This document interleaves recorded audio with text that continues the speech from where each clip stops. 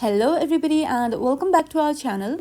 In today's video, I'm going to show you how to change your country or region on your iPhone step by step.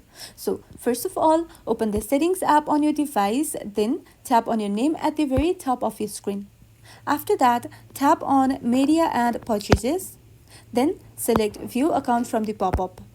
From here, tap on country or region and now you can select a new country. For example, if you move to the United Kingdom, just tap on it and follow the prompts. Sometimes you might see a message saying you cannot change the country because you have active subscriptions. If that happens, go back to your Apple ID settings, then tap on subscriptions. After that, you will see all the active subscriptions you have. Tap on any subscription you want to cancel or downgrade and select cancel. Once all active subscriptions are cancelled, you'll be able to change your country or region. After that, don't forget to update your payment method. Tap on manage payments. Then enter a payment method that works in your new country. Also, make sure to update your billing address to match your new country. And that's all.